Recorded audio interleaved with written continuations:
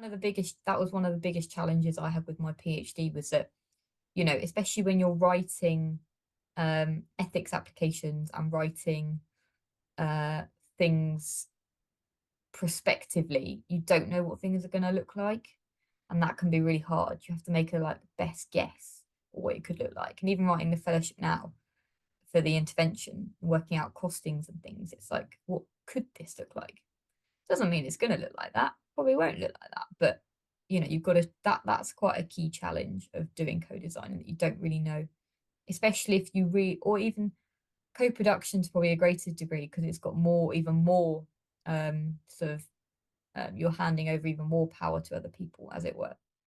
For me, in sort of application and ethics phase, was sort of say, these are the types of things it could include based on other interventions. So it was sort of like, there are other physical activity maintenance interventions, but designed for other conditions. So I kind of got familiar with what those were, what they included, and I could say we obviously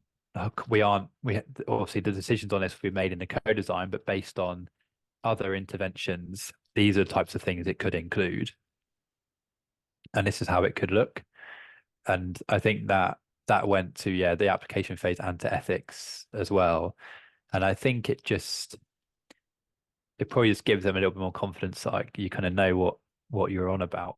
Yes, it did feel difficult in the application process, because I could clearly get to the point of the end of the co-design, and then I was describing, so then we'll have an intervention that we think might look something like this, and it's likely to include some key aspects that could be these things, and based on our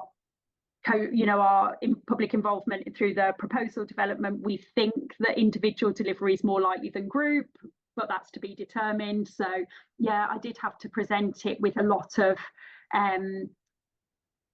kind of possibilities, but I guess also giving some indication that this does, we've got some kind of idea of what's likely to come up based on some of the work we've done already. So that did feel like a tricky kind of balance to hold that. I think the problems more come with things like ethics. People don't quite understand, like, do you actually need ethics for this? What does ethics look like?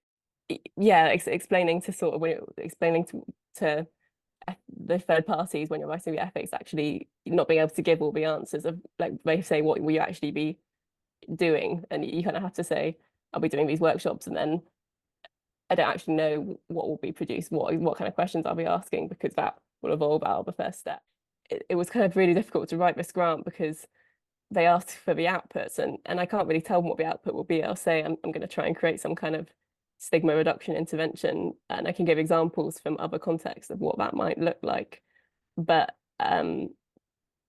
the whole point of the co-design is that we're starting with the experiences and priorities of the relevant stakeholders, and then working together to come up with something that works for everyone. So the way the funding process works is you obviously have to come up with a certain formulation to apply for money, but to have the appropriate engagement from the relevant communities to formulate those questions, there isn't money to, it's not ethical to engage too much with a certain group of people without offering any sort of reimbursement for their time.